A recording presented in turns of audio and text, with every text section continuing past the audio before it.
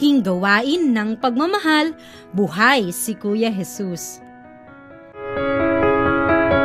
Ang mabuting balita ng Panginoon ayon kay San Juan. Noong panahong iyon, sinabi ni Jesus sa kanyang mga alagad, "Kung paanong iniibig ako ng Ama, gayon din naman iniibig ko kayo. Manatili kayo sa aking pag-ibig. Kung tinutupad ninyo ang aking mga utos, mananatili kayo sa aking pag-ibig. Tulad ko, tinupad ko ang mga utos ng aking Ama at ako'y nananatili sa kanyang pag-ibig. Sinabi ko sa inyo ang mga bagay na ito upang makahati kayo sa kagalakan ko at malubos ang inyong kagalakan.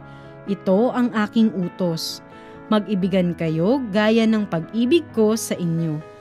Walang pag-ibig na hihigit pa sa pag-ibig ng isang taong nag-alay ng kanyang buhay para sa kanyang mga kaibigan. Kayo'y mga kaibigan ko kung tinutupad ninyo ang mga utos ko. Hindi ko na kayo inaaring alipin sapagkat hindi alam ng alipin ang ginagawa ng kanyang Panginoon. Sa halip, inaari ko kayong mga kaibigan sapagkat sinabi ko sa inyo ang lahat ng narinig ko sa aking Ama. Hindi kayo ang pumili sa akin, ako ang pumili at humirang sa inyo, upang kayo'y humayo at mamunga, at manatili ang inyong bunga. Sa gayon, ang anumang hingi ninyo sa Ama sa aking pangalan ay pagkakaloob sa inyo. Ito ang inuutos ko sa inyo. Mag-ibigan kayo.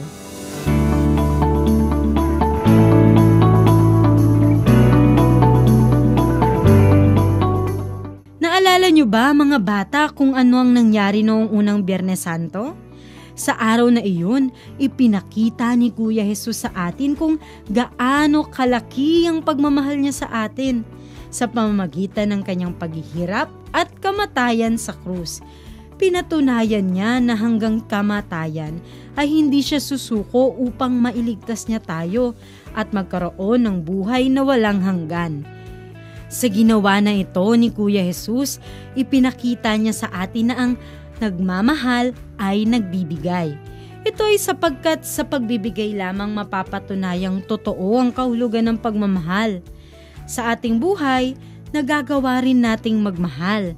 Minamahal natin sina mama, papa, ate at kuya at iba pang malapit sa atin. Ngunit may mga pagkakataon na namimili rin tayo ng pag-aalayan natin ng pagmamahal. Halimbawa, magagawa ba nating mahalin ang mga umaaway sa atin?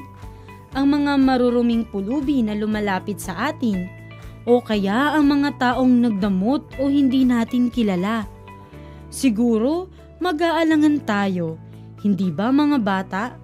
Mas madali kasing mahalin iyong mahal din tayo o iyong mababait sa atin. May kondisyon at pamantayan kasi tayo sa pagmamahal. Mamahalin kita, pero dapat ganito ka. Ang ganitong klase ng pagmamahal ay hindi totoo mga bata. Ang ebanghelyo natin ngayon ay nag-aanyaya sa atin na pag-aralang tularan ang pag-ibig na ipinakita sa atin ng Panginoong Hesus. Kaya naman sinabi niya, manatili kayo sa aking pag-ibig. Ang ibig sabihin ng pananatili kay Kuya Jesus ay ang mamuhay tayo na kasama niya. Sinusunod natin ang kanyang mga magagandang aral at siya ang role model ng ating buhay. Nagmamahal tayo at handang magbigay ng ating sarili, ng panahon, ng talino at ng kung anong meron tayo para sa ikabubuti ng lahat. Nagmamahal tayo ng walang kondisyon o walang pinipili o tinatangi. Gaya ng sinabi sa atin ng turo ng simbahan, ang umiibig ay naghahangad ng mabuti sa kapwa.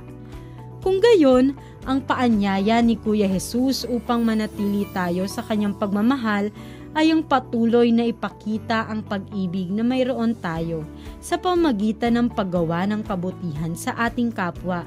Maliit man ito o malaki, napapasalamatan man tayo o hindi sa ginawa nating kabutihan, ang mahalaga para sa atin ay ang ikabubuti ng ating kapwa. Sa ganitong paraan, nagiging buhay si Kuya Jesus sa katauhan natin at naisa sa buhay natin ang kanyang habilin. Ito ang utos ko sa inyo. Magmahalan kayo.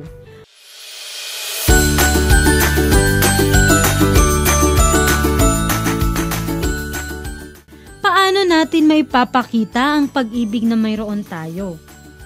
Alisin sa ating puso ang tampo, galit o sama ng loob. Maging maunawain at mapagpatawad. Huwag tayong mamili ng taong tutulungan. Bukod kina nanay at tatay, maging matulunging kaibigan din tayo sa lahat. At tingnan natin sa ating kapwa ang mukha ni Kuya Jesus.